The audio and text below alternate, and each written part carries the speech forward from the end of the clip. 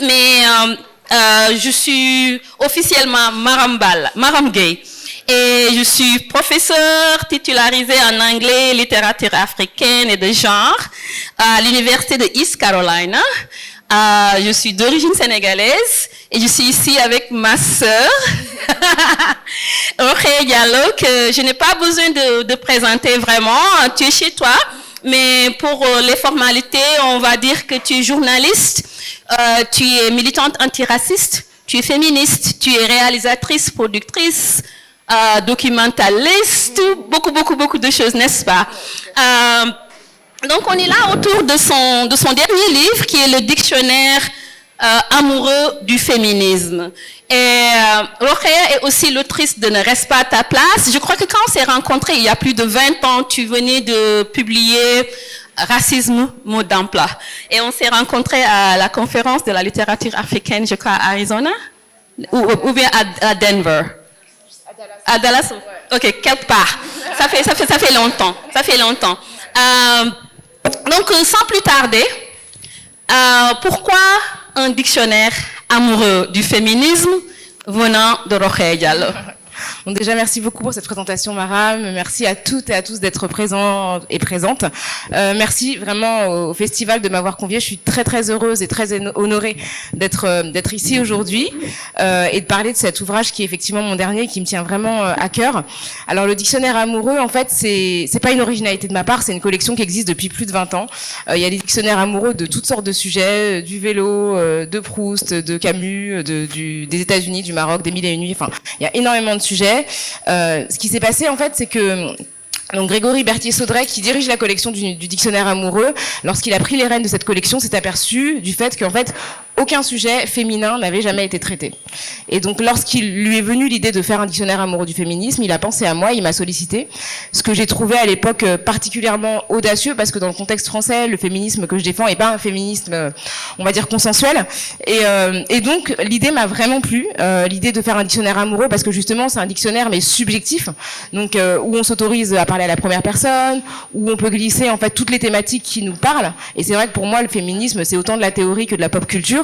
Et donc c'est comme ça que le thème est venu, et j'aime bien le côté amoureux parce que nécessairement ça implique de la joie, ça implique des rires, de l'humour, etc., etc. Donc c'est ce que j'ai voulu y insuffler. Voilà pourquoi. Alors, la première fois que j'ai lu un dictionnaire de A à Z, et c'était fascinant. Non, c'est vrai, c'était fascinant. 588 pages, et j'ai tout lu. Merci. Et je voudrais en venir à une entrée à la lettre B. Le boubou sénégalais, et je crois que le Sénégal est tellement présent dans ce dictionnaire-là, et je suis ravie de voir ça. Il y a une si longue lettre, il y a maîtresse d'un homme marié, mais le boubou. Et surtout quand il s'agit de ta trajectoire en tant que féministe, tu parles de ta maman. Pourquoi le boubou est si important? Pour plein de raisons, parce que c'est un vêtement qui fait évidemment sens, mais qui est quasiment invisible dans le contexte sénégalais, mais qui est très visible en France, et qui symbolise un peu la présence des femmes africaines dans le contexte français, et particulièrement pour ce qui me concerne, ça me parle puisque ma mère est sénégalaise, et il se trouve qu'elle est aussi styliste, donc je l'ai toujours vue concevoir des vêtements. Moi j'ai vraiment grandi au son de la machine à coudre, donc de ma mère qui, après son travail, enfin son job de journée, le soir faisait défiler les chutes de tissu et rythmait un petit peu nos soirées avec ce son. Donc l'élégance qui est caractéristique de notre culture sénégalaise, je l'ai aussi retrouvée dans mon intimité, dans un contexte parisien où effectivement le boubou était aussi un stigmate. Et je crois que je raconte cette anecdote qui a une petite quinzaine ou une vingtaine d'années, où en France un homme politique, Alain Destrem, en fait était sur un plateau de télévision, et en fait on lui a montré des images de Ségolène Royal, donc la femme politique qui était candidate à la présidentielle il y a presque 20 ans maintenant, et il se trouve qu'elle est née au Sénégal, et donc on lui a montré des images de Ségolène Royal dans un boubou. Et donc l'homme politique en question était mort de rire. Vraiment pour lui c'était grotesque. Il riait, etc. Et donc les journalistes sont allés au Conseil de Paris. Les journalistes sont allés le cueillir à la fin du Conseil de Paris pour lui demander mais pourquoi ça le faisait rire. Et lui il a répondu en fait parce que ça lui faisait penser à sa femme de ménage. Et j'ai trouvé ça tellement dingue en fait, parce que déjà c'est pas mal, en fait c'est pas un tort d'être une femme de ménage, en fait d'être aide ménagère c'est absolument c'est honorable. Et puis le déclassement, parce qu'en fait le boubou qu'elle avait, Ségolène Royal, c'était un boubou de sortie, un boubou vraiment de cérémonie, et le fait qu'il ne fasse même pas la différence entre un vêtement du quotidien et un vêtement qu'il y a un vêtement de cérémonie, un vêtement de sortie, c'était hyper choquant. Et vraiment l'amalgame entre les femmes noires et la domesticité et le service, et il l'a dit avec un tel naturel et un tel aplomb que du coup ça m'a frappé en fait. Et c'est vraiment pour moi, c'est le vêtement par excellence qui caractérise les femmes africaines et qu'on associe effectivement à une forme de domesticité, une forme d'infériorité sociale. Et en même temps, pour moi, dans le contexte français, c'est un vrai vêtement de résistance parce que il est porté par des femmes justement qui portent sur leurs épaules la société, qui sont là debout très tôt quand on prend les transports en commun le matin, qui sont là aussi tard le soir dans les bureaux quand tout le monde a déserté. Et donc le boubou, pour moi, c'est aussi ce symbole et ce sens-là. Okay. On reste toujours dans ta culture sénégalaise, la diriyanké. Et aussi un des termes qui est dans le dictionnaire. Pourquoi la diriyanké? Parce que en fait, j'aime bien l'idée d'un prestige qui est associé à l'âge. C'est vrai qu'en France, on est dans une société qui est très très agiste. Et en fait, à partir du moment où on atteint un certain âge, on est déclassé et on est considéré comme n'ayant plus de valeur sociale et n'étant plus susceptible d'apporter, de contribuer intellectuellement à la vie sociale. C'est-à-dire que tout est organisé pour qu'on passe son temps à lutter contre les effets de l'âge. Enfin voilà, le fait qu'il y ait par exemple des crèmes anti-âge, je trouve ça complètement fou quoi. La seule chose qui arrête l'âge, en fait, a priori, c'est la mort. Donc imaginez qu'il y ait des crèmes qui stoppent l'âge comme si l'âge était une fatalité, mais négative, je trouve ça assez dingue. Et j'aime bien l'image de la diriyanké parce qu'il y a ce truc-là du prestige de la femme qui est assise, qui a un vécu et qui donc du coup qui devient une espèce de figure d'autorité, de référence. Et c'est une image en fait de femme mûre, mature, mais associée avec une notion de pouvoir. Et en fait, je ne trouve pas de représentation similaire dans le contexte français. Donc moi, ça me parlait parce que je trouvais que c'était vraiment en contradiction avec toutes les informations implicites que j'avais pu avoir par rapport à ce que signifiait l'âge dans l'exposition que je pouvais avoir par rapport à la fiction, aux médias, etc., etc. La deuxième entrée de ce dictionnaire est afroféminisme. Pourquoi est-il important de se positionner comme afroféministe ou black féministe ou sénégalaise féministe?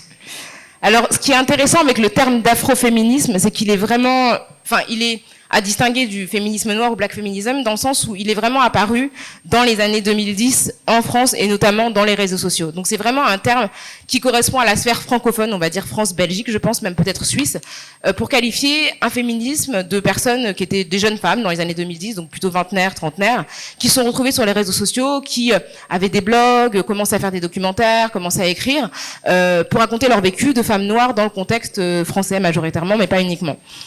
Et donc ce terme d'afroféminisme a surgi et je trouve il cristallise un peu une époque où il y avait une très forte présence de ces féministes noires francophones sur Twitter et c'est le moment où Amandine Gay, la réalisatrice, a commencé à collecter les témoignages pour réaliser son documentaire Ouvrir la voie et donc ce terme-là, évidemment, il est important et parce que moi je suis une féministe noire dans un contexte français et j'ai d'ailleurs, en étant impliquée dans des féminismes, dans des mouvements féministes français majoritairement blancs, que je me suis intéressée à l'antiracisme parce que j'ai réalisé que les questions qui m'intéressaient en fait n'étaient pas du tout prises en charge et que même parfois ces mouvements étaient vecteurs de racisme et notamment d'islamophobie.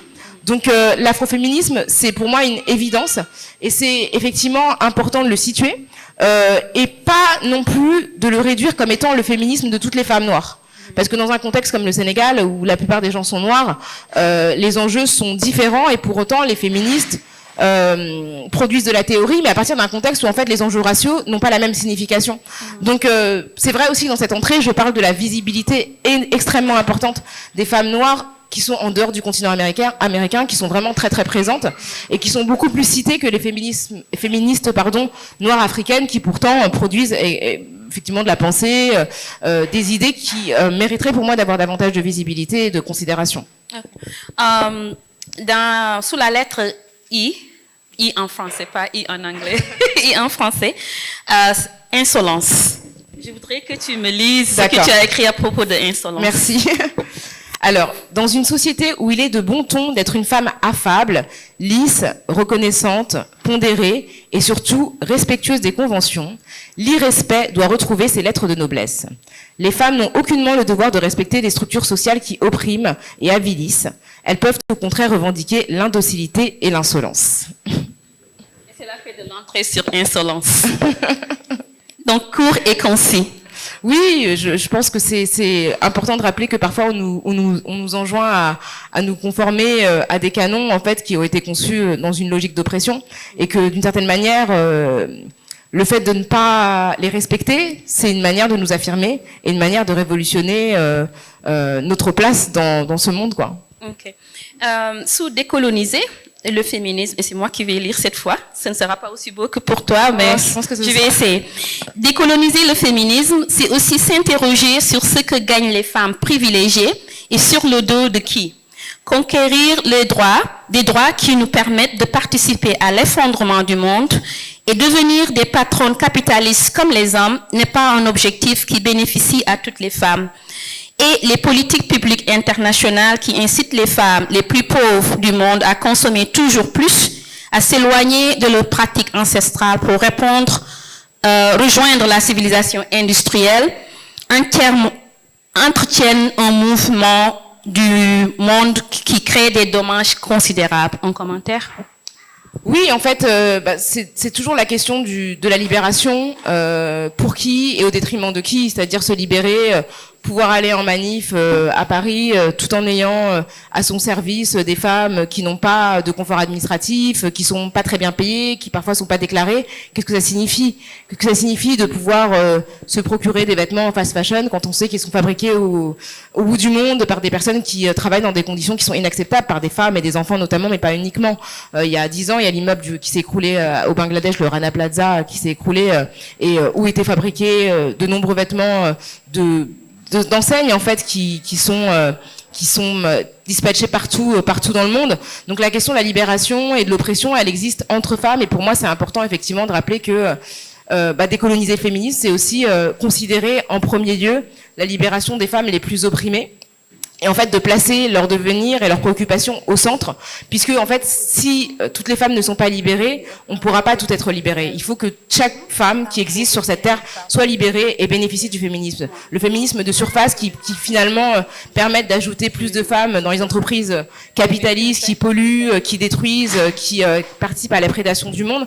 Pour moi, c'est pas une évolution. On doit pas réclamer une place dans un système qui opprime la majorité, mais détruire ce système en fait. On me demande de parler un peu lentement pour la traduction. Pardon. Je parle un peu vite apparemment. Désolée pour les traducteurs. Alors, cette entrée-là, souvent on n'en parle pas dans le contexte féministe sénégalais. Le génie lesbien. Tu nous dis que le mouvement féministe doit beaucoup aux lesbiennes. Comment ? De fait, factuellement, les femmes lesbiennes, ce sont celles qui ont le plus activement participé à la pensée féministe. Je pense à des femmes comme Angela Davis, je pense à Christine Delphi. Le terme de génie lesbien, il faut l'attribuer à Alice Coffin, en fait, c'est le titre de son livre, et c'est Yuri Casalino qui est à l'origine de ce thème qu'elle avait utilisé pour la conférence internationale lesbienne il y a quelques années. Et donc, oui, c'est un grand tabou dans un certain nombre de personnes, mais ce dont on se rend compte, c'est que les femmes qui n'ont pas intérêt, en fait, à plaire aux hommes sont les plus affranchies. Clairement, celles qui ne cherchent pas en fait l'approbation des hommes, celles qui ne cherchent pas le désir des hommes, celles qui ne cherchent pas finalement à vivre sous ce male gaze, ce filtre masculin. Pardon, faut que je parle moins vite, j'avais oublié. Celles qui ne parlent pas sous ce filtre masculin, eh bien, ce sont celles qui sont le plus libres de déterminer une émancipation en dehors en fait des carcans habituels, parce que les femmes sont vraiment emprisonnées par une nécessité de plaire qui nous est inculquée dès notre plus jeune âge. Et donc, oui, parler du génie lesbien, c'est aussi rendre hommage à ces femmes dont beaucoup ont été et sont encore martyrisées ou niées, ou dont les voix ont été niées, y compris dans le mouvement féministe. Et donc, je pense évidemment à des femmes comme Monique Wittig aussi, Christine Delphi, qui est une femme que je connais, qui est vraiment extrêmement importante, et qui sont mises de côté, en fait. Merci. Merci beaucoup. Les fesses, on en parle. Tu as écrit que lorsque j'ai décidé de réaliser un documentaire consacré aux fesses, j'ai dû apprendre à répondre à la stupéfaction des personnes qui se demandaient innocemment. Alors, tu travailles sur quoi en ce moment? Et beaucoup refusaient inconsciemment de comprendre et m'interrogeaient comme pour se rassurer sur les fêtes. Non, les fesses. Pourquoi il est important de parler des fesses? C'est important parce que c'est en fait vraiment pour moi l'idée de j'ai fait un documentaire donc qui s'appelle Bootyful il y a 4 ans et l'idée est vraiment venue en fait en voyant déjà il y a 2 choses. C'est que en tout cas en France, c'était la première fois au début des années 2020 que les femmes de moins de 25 ans recouraient plus à la chirurgie esthétique que les femmes de plus de 50 ans. Ce qui était en fait même anthropologiquement c'est incroyable. Et j'ai vu en fait à quel point, moi j'ai grandi en France à une époque où le modèle de beauté c'était Kate Moss. Donc c'était vraiment la minceur extrême, on attachait le sweatshirt sur les hanches quand on avait trop de fesses, etc. C'était vraiment honteux. Et j'ai vu en fait sur les réseaux sociaux comment des femmes comme Kim Kardashian ont imposé un canon de beauté avec des hanches, avec des fesses, etc. qui n'était pas du tout... un canon dominant, en tout cas pour ma génération. Et donc j'ai voulu essayer de comprendre ce système et comment finalement ce canon de beauté, évidemment, vient des femmes noires. De toute façon, je crois que les femmes noires ont tout inventé. Et comment en fait sur les femmes noires, cette silhouette est considérée comme vulgaire alors que sur des femmes blanches est devenue quelque chose de désirable. Et donc ce documentaire c'était un peu une enquête pour comprendre comment les canons de beauté évoluent et comment en fait les canons de beauté deviennent désirables quand ils sont le fait de femmes non blanches. Comment dans les années 90 les fesses c'est vulgaire et après dans les années 2000 sur Jennifer Lopez ces canons elle fait assurer ses fesses paraît-il tellement c'est un bien précieux la concernant. Donc c'était une enquête sur qu'est-ce que ça veut dire la beauté et surtout comment c'est fragile en fait. C'est-à-dire qu'on nous met une pression pour être belle, mais d'une décennie à l'autre, ça peut être tout et son contraire. Et évidemment, dans cette question, c'était vraiment une espèce de compréhension de qu'est-ce que ça signifie, et puis finalement comment nous on peut se libérer aussi de ces injonctions, finalement, et désexualiser les fesses. Parce qu'il y a ça aussi. C'est-à-dire qu'on considère que c'est quelque chose de sexuel, alors que dans plein de cultures, on considère que le bassin c'est le siège des émotions. Et qu'en fait, le fait de le remuer dans le cadre de danse, c'est pas forcément sexuel. Et donc, d'une certaine manière, ne pas sexualiser systématiquement les fesses ou le corps des femmes, c'est aussi un chemin important. Une autre entrée qui est très courte, Libération. Alors oui, l'entrée Libération, démantèlement pur et simple des chaînes forgées par le patriarcat et de toutes les formes d'oppression. Tant que toutes les femmes ne seront pas libres, aucune de nous ne le sera. Okay, hold on to that. Ne dis rien pour le moment. Dans l'entrée qui est dédiée à Gisèle Pelicot, les procès de Mazan, tout le monde a suivi. Et à la fin, je crois, tu cites Angela Davis, Maya Angelou, qui dit que chaque fois qu'une femme prend position pour elle-même, elle prend position pour toutes les femmes, disait Maya Angelou. En quoi l'expérience de Pelicot est-elle similaire à l'expérience des autres femmes partout dans le monde, en dehors de la France? Alors, Gisèle Pelicot, je pense que beaucoup d'entre vous ont suivi, mais c'est cette femme septuagénaire qui a découvert que son mari avait procédé pendant une décennie à des viols sur elle alors qu'il l'a sédatée lourdement. Et en fait, il a invité une centaine d'hommes à la violer de manière régulière pendant 10 ans. Alors qu'elle était endormie, qu'elle ne savait absolument pas ce qui lui arrivait. Il a enregistré 20 000 vidéos. Donc je vous laisse imaginer. Et donc elle a tout découvert en voyant ces vidéos où elle était complètement sédatée. Et ça a donné lieu à un procès l'année dernière à Mazan, dans le sud de la France, où il réside. Enfin, c'était à Avignon, en l'occurrence le procès, mais eux résidaient à Mazan. Et tous les hommes n'ont pas été confondus. Je crois que c'est une 50aine d'hommes qui ont comparu devant la justice. Et ce qui était fou, enfin fou non, en fait on le sait, hein, mais c'est quand même dur de le constater, c'est que ces hommes étaient l'incarnation de la banalité. Il y avait des hommes de toutes les générations, de la vingtaine aux plus de 70 ans, des pompiers, des journalistes, des policiers, des avocats. Il y en a un qui, le premier jour du procès, a déposé son fils à l'école parce que c'était la rentrée. Donc des pères exemplaires. Enfin, c'était vraiment un infirmier anesthésiste, quand même. Enfin, toutes sortes d'hommes. Et je trouve que pour nous, les femmes, ça montrait... Bon, déjà, elle était victime de son mari, et que la plupart des femmes, en fait, qui sont victimes de violences sexuelles, de violences physiques, sont victimes de proches. Et le foyer familial, c'est vraiment le lieu de toutes les dominations et de toutes les oppressions. Donc, c'était vraiment une illustration de ça. Et la banalité, en fait, c'est que finalement, pas tous les hommes, bah, je sais pas en fait, parce que quand on voit, ce qui est fou en fait, c'est dans l'histoire de l'affaire Pellico, c'est la facilité avec laquelle Dominique Pellico a pu trouver des hommes prêts à abuser d'une femme sur un, je sais pas, c'était sur un, comment dire, un périmètre de 5 kilomètres, et les mecs disent oui. Et ils disent oui, ils y vont, il n'y a pas de souci. Et c'est ça qui est choquant, c'est vraiment la facilité et les hommes qui sont revenus, etc., etc. Donc c'est en ça que je trouve que ça nous parle tous, passe toutes à toutes, parce que Dominique Pellico, en dehors de ça, et ce couple incarnait une forme de couple heureux, épanoui. C'était un modèle pour beaucoup.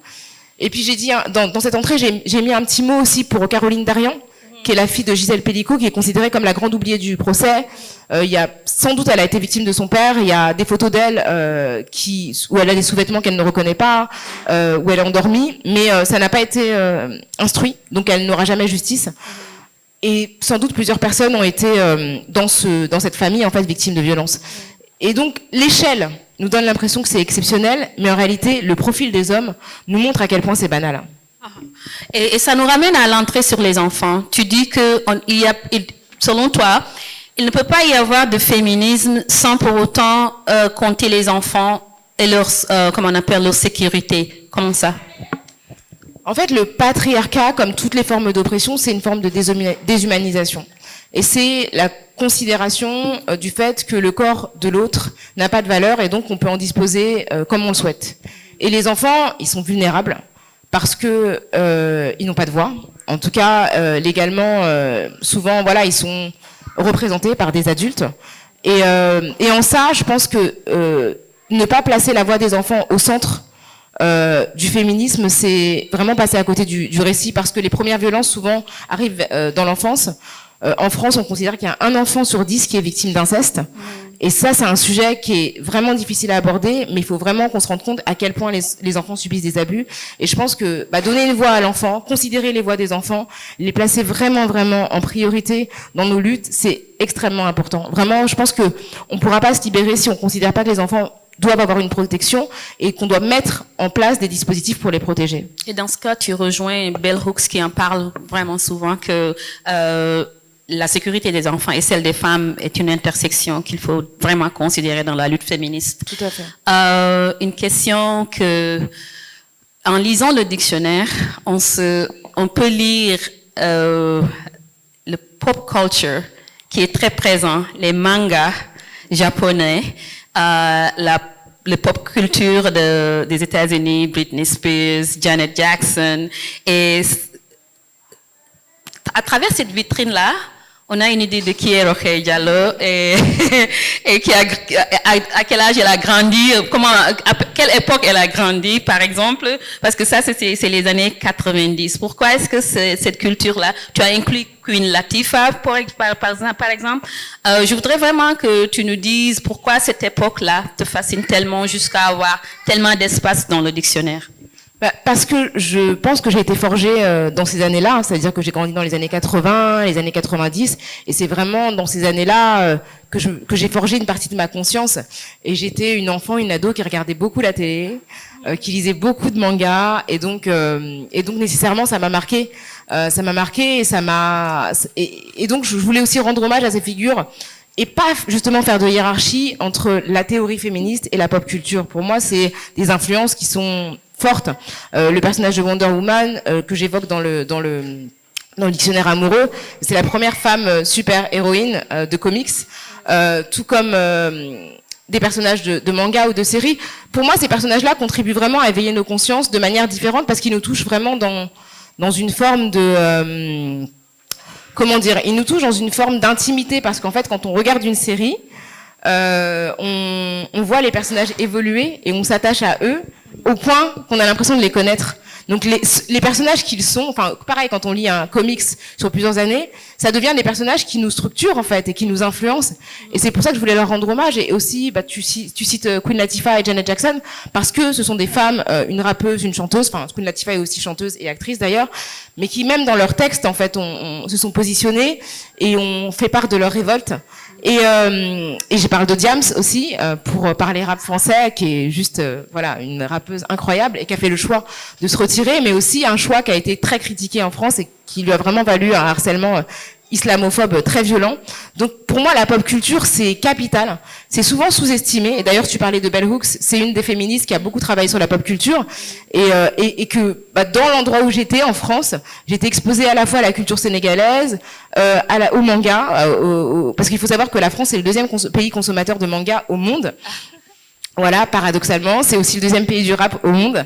Et donc tout ça m'a complètement influencée. Je me suis rendu compte à quel point la théorie c'est venu plus tard. Mais s'il n'y avait pas eu ces personnages qui m'ont fascinée étant enfant, je pense pas que j'aurais été la féministe que je suis aujourd'hui.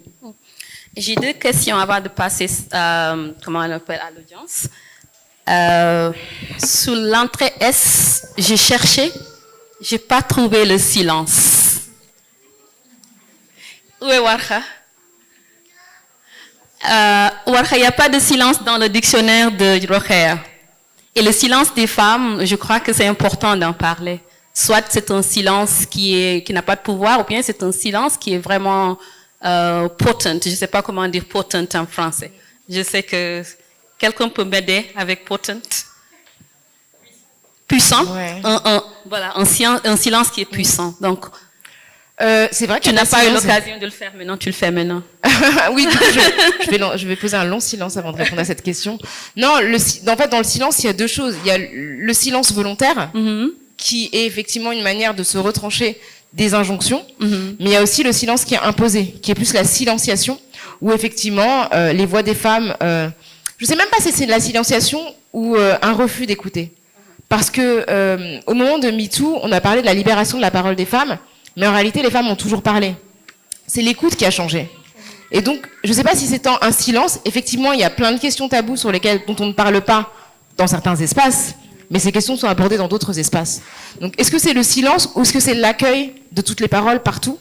C'est une vraie question. Mais effectivement, il manque silence, il manque plein de mots. Hein. Je m'en suis rendu compte en finissant que j'avais plein de choses que j'aurais pu ajouter, mais c'est important. Et je pense que après, je trouve que c'est cool si chacune, on peut aussi proposer des définitions, des mots qui nous tiennent à cœur. Ouais. Ma dernière question, dans l'entrée T, toutes les femmes. Tu vas lire tout. Ou bien au moins le premier paragraphe. Non, je ne vais pas vous parler de la chanson des L5, que j'adore chanter à tue-tête, bien qu'on ait entendu des paroles plus féministes. Ce dictionnaire amoureux me donne l'occasion d'évoquer toutes les femmes dont le parcours m'a touchée, celles qui m'ont éveillée et guidée dans ma trajectoire personnelle.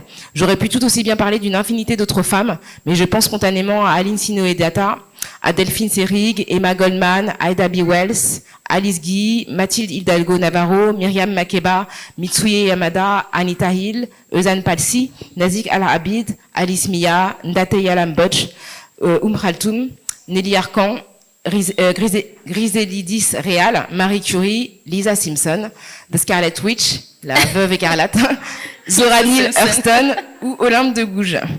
Mais je n'ai pas la prétention, il y a des fans des Simpsons ici, hein. Mais je n'ai pas la prétention de brosser le portrait de toutes celles qui ont compté dans notre monde, d'autant plus que nombre d'entre elles ont été effacées par l'historiographie. Toutefois, j'aimerais savoir qui sont toutes les femmes qui ont eu une incidence sur vos existences. Et si chacune d'entre nous nommait ces femmes qui comptent tant à nos yeux. Allez, on se lance. # toutes les femmes. C'est parti. Alors, c'est parti. Ma question critique maintenant. Toutes les femmes, tu as parlé de Aminata Dramane Traoré, une Sioux Longlette. Il y a beaucoup de femmes africaines, surtout au Sénégal francophone.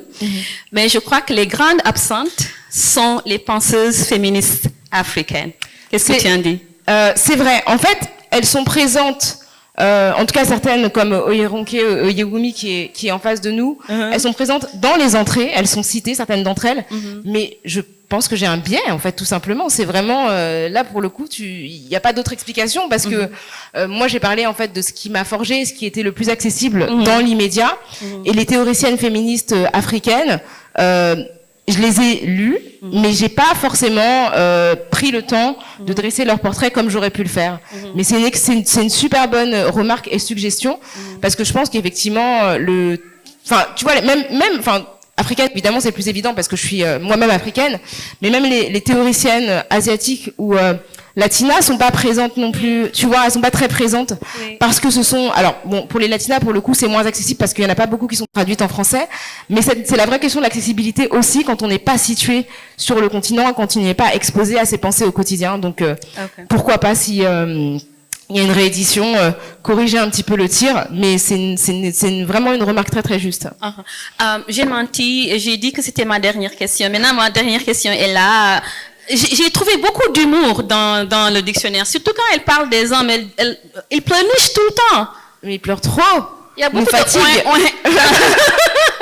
On a et quand je lis, je t'envisage dire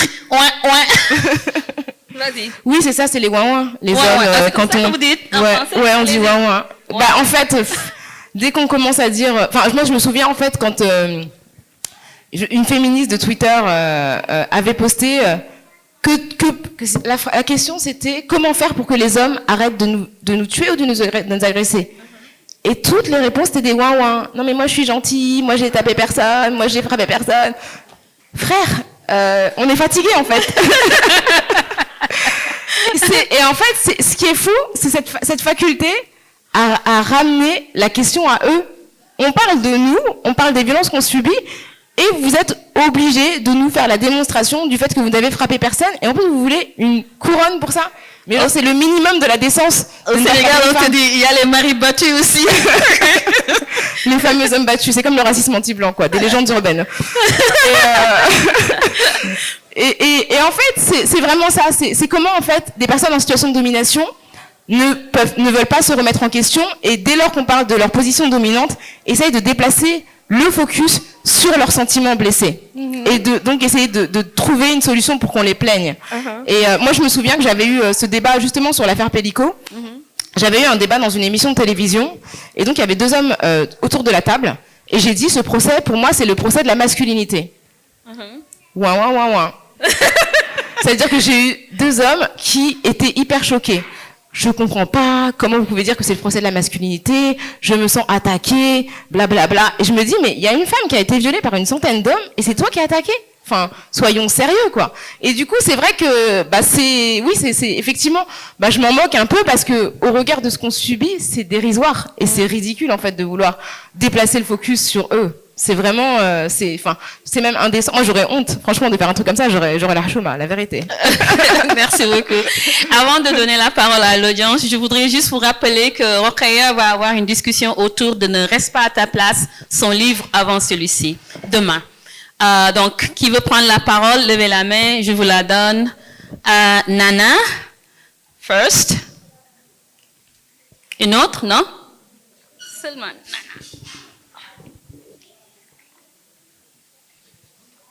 So would you please introduce yourself, and you can speak in English, and I think we have translators. I have no choice but to speak in English. That is true. You're so right. Hi, my name is Nana Daakwa, and I'm curious about whether your process for putting together this dictionary was different from how you approach your other types of writing, what your sources of inspiration were, and how long it took you. Thank you. Merci, c'est une excellente question. Je dois avouer que quand l'éditeur m'a approchée, j'étais très contente, mais aussi très intimidée par l'ampleur de la mission. C'est-à-dire que j'ai signé le contrat et j'ai mis 3 ans avant de commencer. C'est-à-dire que je ne savais pas du tout par où commencer, tellement ça me semblait infini. Je me disais, mais un dictionnaire, mais par où je commence? Enfin, j'arrivais pas à commencer. Et donc, du coup, il a fallu vraiment que je dépasse l'intimidation et cette espèce de pression que je me mettais de me dire, il faut que je mette tout et il faut que ce soit juste, que ce soit pédagogique, etc. Et c'est vraiment en me recentrant sur le terme d'amoureux que je me suis dit, en fait, c'est un dictionnaire personnel, et il n'a pas vocation à l'exhaustivité. Et c'est comme ça que j'ai commencé à me dire, bon, ok, je vais y aller. Et ce qui a été plus simple, c'était de lister les mots. Et c'est vrai que je me suis attaquée d'abord plus facilement aux biographies. Et ce qui a été plus dur, c'était les mots un peu plus théoriques, comme le genre, la binarité, des mots comme ça, qui étaient un peu plus compliqués à définir parce que déjà, ils sont tellement considérés comme des faits établis et intangibles que c'est compliqué en fait de ne pas trahir tout ce qui a été écrit dessus. Et puis après, ce qui a été difficile aussi, c'était de m'arrêter. Il y a effectivement des mots auxquels j'ai renoncé parce qu'il fallait que je rende ce livre à un moment. Donc j'ai fini par me dire bon bah tant pis. Hein. Et c'était vraiment. Et après c'était très différent effectivement des autres livres parce qu'il n'y avait pas de début et pas de fin. Je prenais les mots dans le désordre, je les écrivais et après ça a été réordonné à l'édition, mais il n'y avait pas de fin et donc c'est un livre qu'on peut ne jamais finir. C'est-à-dire que même quand j'ai rendu le livre, je me suis dit, par exemple, Gisèle Pellicot, je l'ai ajouté in extremis parce que j'ai rendu le livre au moment du procès. Et effectivement, c'était vraiment particulier parce que même après l'avoir rendu, je me suis dit, ah, j'aurais dû ajouter ça, j'aurais dû mettre ça, des choses très évidentes. Donc et en même temps, ce qui était vraiment palpitant, c'est que chaque mot était une nouvelle aventure. Sur chaque mot, en fait, on pouvait faire un livre. Donc la question aussi qui était vraiment difficile, c'est la question de la synthèse. C'est de dire, bon, je vais pas faire 10 pages sur chaque mot parce que... Et donc ce que j'ai fait pour éviter ça et pour permettre aux gens d'explorer davantage sur ces mots-là, d'explorer ces mots davantage, j'ai fait énormément de références. J'ai vraiment essayé de donner un maximum de références pour que les gens puissent aller plus loin et puiser davantage s'ils veulent creuser au niveau des mots. Mais c'est vrai que franchement, je ferai plus jamais ça de ma vie. C'était tellement épuisant. Non mais vraiment mais à la fin je me suis dit mais qu'est-ce qui m'a pris de me lancer dans un truc pareil quoi. J'étais vraiment complètement dépassée et je me demandais comment ils font en fait les mecs j'imagine qu'ils font comme tous les mecs, ils se prennent pas la tête quoi. Mais parce que c'est une majorité d'hommes qui ont écrit dans cette collection, c'est 95%. Donc je pense qu'ils font ça comme ça sans se prendre la tête autant que nous en tant que femmes on se dit il faut que ce soit exact, je vais regarder 4 documentaires sur telle personne parce que je veux vraiment rien rater de sa biographie etc. Et c'était vraiment à un moment donné c'était vraiment infernal. Mais à la fin j'étais vraiment contente et je tiens aussi à souligner quelque chose d'important, c'est que le dictionnaire amoureux est illustré et il est illustré par Marie Dubois qui est formidable. Elle a écrit une bande dessinée qui s'appelle Meuf. Si vous l'avez pas lu, je vous invite vraiment à le faire. Et elle vient de collaborer avec une autrice qui s'appelle Titu Lecoq, qui a écrit sur les grandes oubliées, les femmes oubliées de l'histoire française. Et donc Marie Dubois, formidable. C'est-à-dire qu'à chaque fois que j'ai envoyé, donc elle a fait, effectivement, elle a fait la couverture. C'était intéressant de voir les illustrations qui sont trop belles. Trop belles, mais. Et à chaque fois que j'ai envoyé un mot, elle arrivait à le mettre en image d'une manière drôle, vraiment fine. Elle a dessiné, par exemple, sur le wokisme, elle a trouvé, voilà. Ça, c'est Queen Latifah. Elle est géniale. Elle est vraiment, vraiment incroyable. Celui de Christiane Taubira aussi. Christiane Taubira aussi, elle a dessiné, elle a vraiment fait, et quand c'était des concepts, elle arrivait vraiment à les rendre en image d'une manière, vraiment très très parlante et drôle aussi. Donc tu parlais d'humour, mais je trouvais qu'il y avait beaucoup d'humour aussi dans son dessin. Oui, ouais. Oui, surtout celui sur la maternité. Oui. Il est franchement, si vous avez l'occasion, c'est aussi un plaisir pour ça. C'est vraiment les illustrations qui sont belles et la couverture, parce que souvent les dictionnaires amoureux sont des couvertures d'images qui sont dans des banques d'images. Et nous, on a voulu faire une couverture originale et je la trouve vraiment superbe. Elle est vraiment belle. On a choisi le violet du féminisme et vraiment, elle est très très douée, Marie Dubois, vraiment. Donc c'était un plaisir de collaborer aussi avec elle. Une autre question par là, Adama. Et l'autre, je ne vous vois pas. Là, donc Adama et vous, derrière. Merci beaucoup, félicitations. Alors, je déteste prendre la parole quand j'ai pas encore lu un livre. J'ai voyagé avec, c'est dans mon truc, mais enfin, je le lirai. Je sais pas si dans le dictionnaire, du coup, par rapport à ce que j'ai pu rater, tu intègres une dimension plurielle. Parce que quand tu mets dictionnaire amoureux du féminisme, est-ce que tu intègres cette pluralité-là et dans une certaine mesure, comment dépasser les fractures internes entre féminisme, que ce soit le féminisme l'afroféminisme, que ce soit le féminisme blanc ou tout simplement le féminisme que nous on a ici par rapport à notre contexte africain. Est-ce que ouais. C'était ma volonté, en tout cas. Il y a une entrée afroféminisme et il y a une entrée féminisme blanc aussi. J'ai essayé de me référer, ça va. J'ai essayé de me référer à plusieurs féminismes auxquels j'avais accès en Afrique, en Amérique du Sud, mais après avec ma perspective et mes propres limites. Donc voilà. Mais en tout cas, les enjeux, les combats internes au féminisme, particulièrement au féminisme français, j'essaie d'en rendre compte, notamment dans l'entrée universalisme. On a vraiment ce débat-là en France où il y a des féministes qui se présentent comme universalistes et qui vont stigmatiser d'autres féministes qu'elles vont considérer comme étant communautaristes ou que sais-je. Et donc ça, c'est quelque chose dont j'ai essayé de rendre compte voilà. Et donc de voir effectivement qu'il y a une forme de pluralité et de citer certaines féministes qui sont issues d'autres territoires que celui dans lequel je vis, moi. Merci pour ta question. Okay. Bonsoir. Alors, j'ai deux questions. La première, j'aimerais savoir à quel... Pardon ? Ah, ok, désolée. Je m'appelle Sarah. Alors, mes questions sont les suivantes. La première, c'est de savoir à quel moment naît en vous ce côté féministe et a-t-il été déclenché par quelque chose? Et la seconde, pensez-vous qu'en chacune de nous, on a ce côté féministe où il faut se sentir concerné par une cause en particulier? Merci pour ces questions. Alors, je le raconte dans le dictionnaire amoureux, je sais plus où, mais je sais plus dans quelle entrée, mais je sais que j'en parle. En fait, c'est vraiment... Enfin, je sais pas si c'est une conscience féministe qui a surgi comme ça en moi, mais ce qui est clair, c'est que il y a deux facteurs qui ont nourri mon féminisme. C'est vraiment j'ai du mal avec les injustices. Et le deuxième facteur, c'est je déteste les travaux domestiques. Et vous allez comprendre pourquoi ça fait sens. En fait, quand j'étais petite, donc moi on est deux, j'ai un frère qui a 3 ans de moins que moi, et je sais plus à quel âge, peut-être à 10 ans, ma mère m'a dit bon, tu vas m'aider à faire la vaisselle, blablabla, des trucs voilà, des trucs que j'aimais pas, mais que j'ai fait tant bien que mal. Et ben je peux vous dire, quand mon frère a eu 10 ans, je suis allée voir ma mère, j'ai dit bon bah mon frère a 10 ans, est-ce qu'il peut participer aux travaux ménagers, etc. Et c'était vraiment par pure flemme. Et en fait, mon frère s'est retrouvé à nettoyer les vitres, à faire le sol avec moi et à faire la vaisselle. Et je pense que c'est mon premier acte féministe, mais qui était vraiment lié à un sentiment d'injustice. Je me suis dit, c'est pas normal, en fait, puisqu'il a 10 ans, il n'y a pas de raison qu'il passe pas par le même chemin que moi. Donc je pense que ça a été le premier moment, et c'est marrant parce que j'en ai parlé, ma mère m'en a parlé il y a pas longtemps, elle m'a dit, honnêtement, si tu m'avais pas posé la question, je pense que ça me serait pas forcément venu à l'esprit. Et donc mon frère aujourd'hui, il est beaucoup plus ordonné que moi, beaucoup plus franchement, pour le coup, ça vraiment on a vu l'efficacité de la méthode. Et après, je pense que en fait, c'est le terme féministe qui peut interroger, mais je pense que en fait, tout en tant qu'être humain, on a à la fois un instinct de survie et une dignité. Et je pense que la dignité, c'est de se défendre et défendre son intégrité physique, morale, mentale. Et que ça, pour une femme, c'est nécessairement et mécaniquement féministe. Après, la question, c'est plus une question de vocabulaire, quel mot on va mettre sur ça. Mais je pense que toute personne, en fait, humaine, a la conscience de sa valeur et de sa dignité, et donc est capable de se défendre quand il y a une injustice. Alors, elle va le faire, ou elle va pas le faire, mais en tout cas, elle sait quand elle est traitée injustement.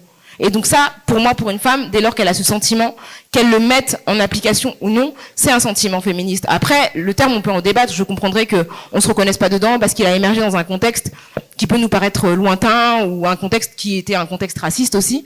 Donc voilà, mais je pense que oui, c'est en tout le monde, nécessairement. Bonsoir, je m'appelle Mimi. J'ai une question qui résonne bien avec votre intervention. Est-ce que vous arrivez à expliquer comment des femmes sont anti-féministes? C'est-à-dire comment certaines femmes en arrivent à défendre des idées qui leur desserviront, comme ce qui se passe avec l'électorat de Donald Trump, ce qui se passe dans l'extrême droite française, ou même ce qui se passe ici, quand on dit qu'on est féministe, c'est comme si on disait qu'on était hérétique, ou qu'on s'apostasiait, ou etc., alors que ça semble justement être des questions pertinentes et directement liées à notre dignité. Merci pour cette question. Je pense qu'il y a plusieurs facteurs. Dans le cas des États-Unis, ce sont quand même surtout des femmes blanches je tiens quand même à le préciser, la plupart des femmes noires n'ont pas soutenu la politique de Donald Trump. Donc je pense que la dimension raciste, il faut vraiment pas l'ignorer. Je pense qu'il y a des personnes qui sont prêtes, qui préfèrent défendre la suprématie blanche que leur propre survie. Ça, c'est vraiment important de le dire et de le rappeler. Et c'est le cas, effectivement, pour les femmes d'extrême droite qu'on peut retrouver en France, etc., qui pensent, en fait, que leur condition blanche, en fait, est supérieure au reste. Et donc, qui vont préférer créer des alliances dans un système qui les opprime, plutôt que de réfléchir à des alliances avec d'autres femmes qui subissent le patriarcat. Après, il y a aussi le prestige. C'est-à-dire que dans un système patriarcal, on est hiérarchisé et on peut obtenir des bénéfices mineurs à défendre les intérêts des hommes. Ça peut être une place, une position politique, un rond de serviette sur CNews pour ceux qui voient, voilà, et on trouve les mêmes dynamiques dans les questions raciales. Si je prends un autre exemple, si demain je rentre en France et que je dis vraiment l'islam c'est une religion d'oppression, vous pouvez être sûr que j'ai tous les micros ouverts. Donc il y a quand même un bénéfice mineur à nourrir le discours dominant.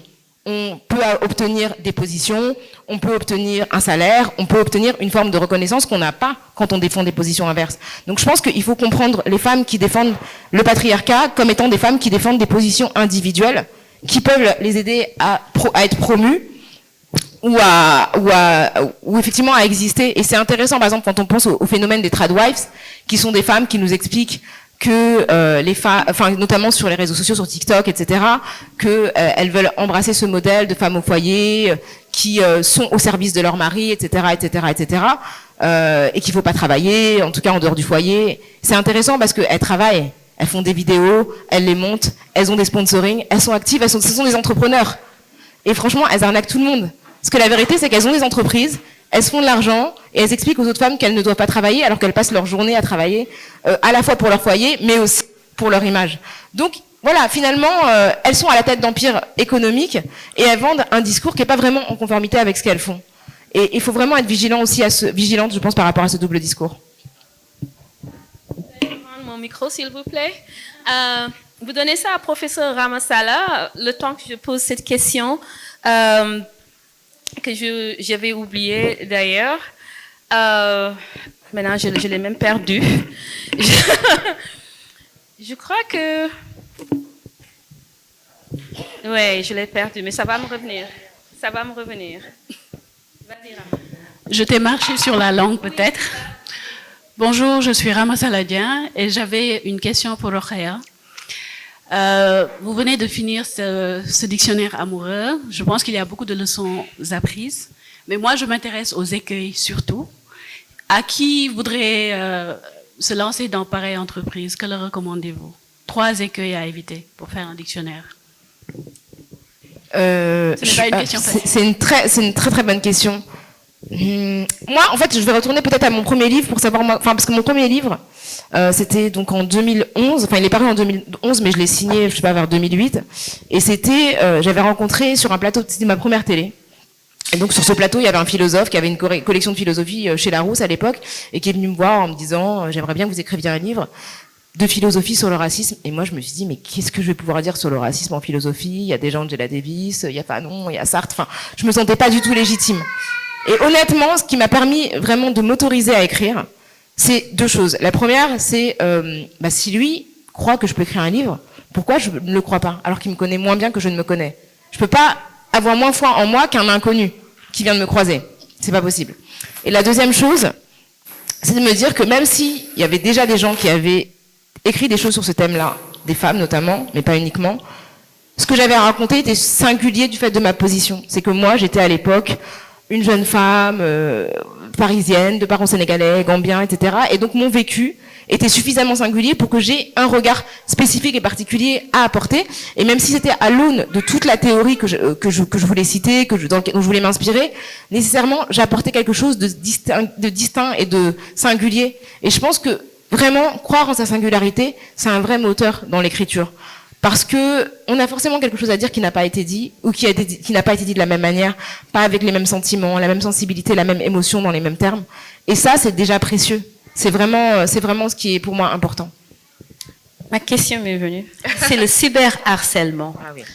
Parce qu'il n'y a pas une personne plus harcelée sur les réseaux sociaux que cette femme.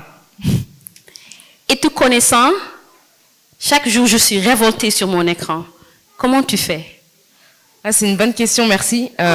Effectivement, j'ai été, je pense, la première, en tout cas une des premières à faire condamner quelqu'un en 2013 suite à un appel au viol qu'il avait lancé contre moi sur Twitter. Et c'est intéressant de voir, c'était Twitter à l'époque, enfin intéressant, oui. En tout cas, c'est très parlant de voir à quel point les menaces, quand elles s'exercent sur les femmes, c'est systématiquement des menaces de viol. Enfin, c'est-à-dire qu'il y a une volonté de nous ramener à notre condition féminine qui est systématique, vraiment. Et comment je fais? En fait, ce qui se passe, c'est il y a plusieurs choses. Il y a des fois où j'ai saisi la justice, comme ça a été le cas cette fois-ci, et une autre fois. Et aussi, je suis très consciente du fait que c'est pas ma personne, mais ce que je représente. Okay. Et je sais que les gens qui m'attaquent en fait et qui m'insultent, qui me harcèlent, ne me connaissent pas vraiment en tant qu'être humain. Et ce qu'ils veulent attaquer, c'est davantage ma parole et ce qu'elle symbolise dans l'espace public français, plus que moi. Et donc, j'arrive à pas le prendre personnellement, même si parfois, il y a des moments où, franchement, ça fait peur, tout simplement, on a peur pour sa sécurité, on est en danger, mais en même temps, je sais que c'est pas moi. C'est que, déjà, ce qu'on sait, ce qu'a dit Amnesty International, c'est que les femmes, effectivement, sont plus cyberharcelées que les hommes. Les femmes non blanches ont 34% plus de cyberharcèlement que les femmes blanches, et les femmes noires, 84% de plus de cyberharcèlement. Donc ça veut dire que quand on est une femme noire, quoi qu'on dise dans l'espace public, on se fait insulter. Donc je sais bien que ça me dépasse en fait, c'est parce que je suis héritière d'une histoire que je suis cyberharcelée, que je suis insultée. Mais pour moi, le pire, c'est pas le cyberharcèlement, c'est vraiment les mensonges des gens de personnalités publiques. C'est-à-dire des gens qui vont venir parler de moi dans une émission en me prêtant des propos mensongers, en m'accusant. Là, c'est vraiment, je trouve que c'est grave parce que ce sont des personnes qui sont pas anonymes sur Internet, mais ce sont des personnes qui sont connues, qui sont respectées et qui ont de l'influence. Et ça, c'est vraiment dommageable, dans le sens où ça détruit ta réputation, en fait. Et c'est le but, c'est le but. Donc, comment je fais? J'alterne, en fait, entre les sphères d'intervention, où ça va être du débat un petit peu intense, et des choses où je suis plus dans la création. Les documentaires, etc. Et puis après, ce qui me permet de tenir, c'est d'être ailleurs, par exemple, d'être ici ce week-end avec vous. C'est une énorme, une énorme respiration. Et c'est vrai que pour moi, de retourner débattre la semaine prochaine, je sais que je reviendrai avec la force que j'ai prise de tout ce que j'ai entendu depuis que je suis là. Donc c'est comme ça aussi, c'est vraiment d'alterner les espaces qui sont les espaces que je crée, comme celui que j'ai créé avec mon ami Grassley, avec un podcast sur les questions raciales qui s'appelle Kif Taras. Là, ça me fait du bien, et après j'alterne. Et tout ça, ça me permet de garder un équilibre. Oui. Une autre question? Ok, par là, et après, il y a les gars. Bonjour, je m'appelle Tamen. Tout à l'heure, vous avez parlé du fait que il est nécessaire de porter un certain féminisme qui soit anticapitaliste, mais investir les entreprises, ça fait partie d'une des voies les plus rapides en termes d'indépendance financière. Alors, est-ce que vous auriez quelque part des conseils pratiques peut-être pour réussir à promouvoir un certain féminisme qui puisse être éthique et prendre en compte les biais anticapitalistes, et en même temps pouvoir quelque part avancer sereinement dans ce monde un peu compliqué? Merci pour cette question. En fait, ce qu'il faut, je pense, accepter, c'est que on vit avec des contradictions permanentes qui sont là, parce que le monde est organisé d'une manière que ça nous oblige à prendre des décisions et à agir d'une façon qui n'est pas nécessairement conforme à un idéal. Donc une fois qu'on a dit ça, on navigue et on fait ce qu'on peut. Donc ça veut dire comment on consomme, qui on soutient, en fait, comment on contribue à notre échelle individuelle, et puis comment on peut protester collectivement. On a tous des téléphones, enfin, je veux dire, on fait des choses dont on sait qu'elles sont dommageables pour la planète et pour d'autres personnes, et pour autant on les fait. Donc je pense que il faut vraiment accepter la contradiction, et qu'il faut qu'on navigue à l'échelle où on peut naviguer. Donc moi je trouve qu'il y a beaucoup de choses qui peuvent se faire dans la consommation, et après on a appris ces dernières années que quand même le boycott, ça peut avoir des effets assez conséquents. C'est-à-dire que il y a beaucoup de gens qui n'y croyaient plus, on voit quand même que ça peut avoir des effets assez importants. Donc trouver des formes aussi d'organisation collective qui permettent d'exercer des formes de pression et de faire entendre des voix qui individuellement n'ont pas forcément de poids. Mais ça n'empêche pas effectivement de soutenir l'indépendance économique des femmes, et leur indépendance économique, elle vient d'entités qui sont pas toujours respectueuses de notre environnement, de la planète, même de l'être humain. Donc on navigue comme on peut, quoi. Hi, bonjour. I have to speak in English, sorry. So my question is about this context that we live in now where with neoliberalism and the marketization of everything in all of our relations, including our relations with one another. So in the US, there's this conversation about high value women and low value women, right? And so this marketization of our relationships with each other. And so I'm curious how you think your book kind of intervenes in that or helps us reframe how we understand our relations with one another in this context of marketization more broadly. Merci, c'est une question très très intéressante. Je ne sais pas si le dictionnaire amoureux en parle directement, mais cette question en fait de la rentabilité des relations. Pardon, je vais répondre, j'attends que vous ayez le casque. Donc cette question, je ne sais pas si j'aborde cette question directement, mais la question pour moi de la rentabilité des relations et le fait qu'effectivement on va considérer que des relations avec un type de personnes auront plus de valeur que des relations avec d'autres types de personnes, c'est une question qui pour moi fait écho à quelque chose de fondamental qui est la dignité humaine intrinsèque. C'est-à-dire que cette idée que qui qu'on soit en fait, on a une valeur humaine et on a une dignité qui est automatiquement associée à notre individualité.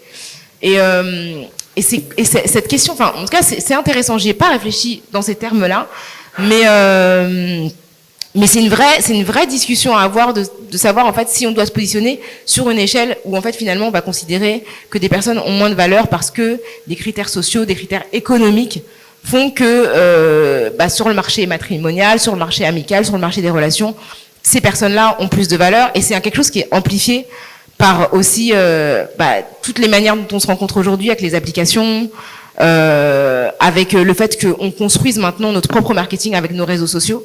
Et donc, combien de personnes nous soutiennent, combien de personnes nous like, etc. C'est compliqué, mais c'est vraiment une réflexion pour moi qu'on devrait pousser à comment finalement on arrive à trouver de la valeur chez les gens, indépendamment de la valeur sociale qu'on leur attribue. Et c'est une super belle réflexion. Je ne sais pas si vous avez travaillé dessus, mais je pense qu'il y a vraiment matière à discuter et à débattre ensemble. Merci.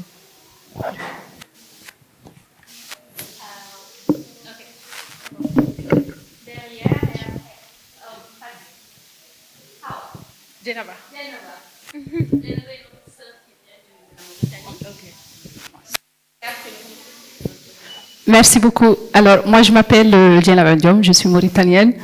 Je pose une question, bien sûr, je n'ai pas encore lu le dictionnaire, donc excusez si peut-être la question a été déjà peut-être prise en compte dans ce dictionnaire. Et harcèlement, ici, on parlait beaucoup d'intersectionnalité, en fait, par rapport à comment, dans toutes nos luttes, dans toutes nos positions, on part de la dimension un peu intersectionnelle. Donc, je voulais savoir, par exemple, dans ce dictionnaire, est-ce qu'il y a, je ne sais pas, en fait, une partie où on traiterait, par exemple, des femmes qui sont en état de servitude? Parce que je parle aussi de l'expérience mauritanienne, encore une fois. Encore aujourd'hui, en Mauritanie, il y a des femmes qui sont nées esclaves. Et quand on parle d'esclaves en Mauritanie, c'est des personnes qui sont nées pour servir d'autres personnes, qui subissent de l'exploitation et qui subissent aussi des viols de manière permanente aussi par rapport à leur maître. Et je pense que souvent, on oublie nous-mêmes dans notre manière de poser les questions féministes, en fait, d'avoir une dimension intersectionnelle qui va de celle qui naît en tant que femme jusqu'à celle qui naît esclave, en fait. Et c'est pas ça peut être lunaire pour des personnes qui vivent dans d'autres pays, mais des pays encore comme la Mauritanie, encore des femmes qui subissent l'esclavage. Et naître esclave, comme je dis, c'est naître comme pour servir d'autres personnes, tout simplement, à tout point de vue. Donc, je voulais savoir aussi est-ce que ces questions ont été traitées sur ce livre, sur ce dictionnaire ou pas. Merci. Merci beaucoup, c'est une question super importante et je suis désolée de vous dire que je ne l'ai pas traitée en tant que telle. En tout cas, tout ce qui est forme de servitude contemporaine, esclavage contemporain, je ne l'ai pas traité comme ça. J'ai traité plutôt de la question de conditions de travail désastreuses, mais là, en l'occurrence, il s'agit vraiment d'une dépossession de sa personne.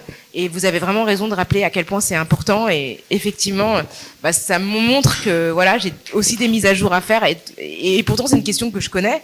En tout cas, j'ai déjà échangé avec des militants anti-esclavagisme et antiracistes mauritaniens, militants et militantes notamment. Mais tu vois, je l'ai pas intégré en tant que tel dans sa dimension féministe, alors que c'est essentiel et ce sont des femmes qui subissent ce sort aujourd'hui. Donc merci de les replacer au centre de notre conversation. Merci beaucoup.